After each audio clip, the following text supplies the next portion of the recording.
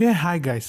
ಶ್ರಾವಣ ಮಾಸದಲ್ಲಿ non veg ಅನ್ನ ತಿನ್ಬಾರ್ದು ಅಂತ ನಮ್ಮ ಹಿರಿಯರು ಯಾಕೆ ಹೇಳಿದ್ರು ಗೊತ್ತಾ? ಸುಮಾರು ಜನ ಇದರಿಂದ ಕೇವಲ ಹಿಂದೂ ಧರ್ಮದ ಆಚಾರ ವಿಚಾರ ಅಷ್ಟೇ ಅಡಗಿದೆ ಅಂತ ಅನ್ಕೊಂಡಿದ್ದಾರೆ. ನಿಜಕ್ಕೂ ಹೇಳ್ಬೇಕಂದ್ರೆ ಇದರಿಂದ ಧರ್ಮ, ಋತು, ಸೈನ್ಸ್ ಇವು ಮೂರು ಅಡಗಿದಾವೆ. ಇನ್ನು ನಮ್ಮ ಹಿಂದೂ ಧರ್ಮದ ಪ್ರಕಾರ ಶ್ರಾವಣ ಮಾಸ ಶಿವನಿಗೆ ಅತ್ಯಂತ ಪ್ರಿಯವಾದ ಮಾಸ ಅಂತ ಹೇಳ್ತಾರೆ. ಈ ಮಾಸದಲ್ಲಿ ಉಪವಾಸ, ಪೂಜೆ, ಧ್ಯಾನ, ಸಸ್ಯಾಹಾರಿ ಊಟ ಅನ್ನ ತಿನ್ಬೇಕು ಅಂತ ಹೇಳಿ ಹಿಂದೂ ಧರ್ಮ ಹೇಳುತ್ತೆ. ಯೂಶುವಲಿ ಹೇಳ್ಬೇಕು ಅಂತಂದ್ರೆ ಈ ಮಾಸದಲ್ಲಿ ನಾವು ನಾನ್ ವೆಜ್ ತಿಂದೇ ಇರೋದ್ರಿಂದ ಪ್ರಾಣಿ ಹಿಂಸೆ ನಿಲ್ಲುತ್ತೆ, ನಿಯಂತ್ರಣ ಆಗುತ್ತೆ ಅಂತ ಹಿಂದೂ ಧರ್ಮ ಹೇಳುತ್ತೆ. ಇನ್ನ ಋತು ಏನ್ ಹೇಳುತ್ತೆ ಅಂದ್ರೆ ಸೀಸನ್ ಏನ್ ಹೇಳುತ್ತೆ, ಈ ಶ್ರಾವಣ ಮಾಸ ಮಳೆಗಾಲದಲ್ಲಿ ಬರೋದ್ರಿಂದ ನಮ್ಮ ಜೀರ್ಣಕ್ರಿಯೆ ಸ್ಲೋ ಡೌನ್ ಆಗಿರುತ್ತೆ.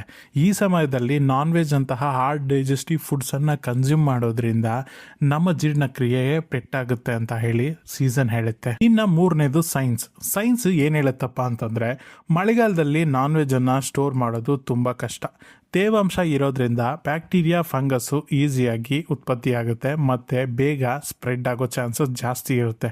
ಸರಿಯಾಗಿ ಸ್ಟೋರ್ ಮಾಡದೇ ಇರೋ ಮತ್ತೆ ಸರಿಯಾಗಿ ಬೇಯಿಸದೇ ಇರೋ ಮಾಂಸನ ತಿಂದ್ರೆ ಫುಡ್ ಪಾಯ್ಸನ್ ಗ್ಯಾರಂಟಿ ಆಗುತ್ತೆ.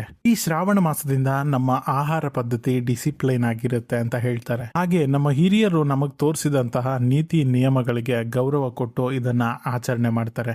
ಶ್ರಾವಣ ಮಾಸದಲ್ಲಿ ನಾನ್ ವೆಜ್ ತಿನ್ನೋ ನಿಮ್ಮ ಫ್ರೆಂಡ್ಗೆ ಈ ವಿಡಿಯೋನ ಖಂಡಿತ ಶೇರ್ ಮಾಡಿ.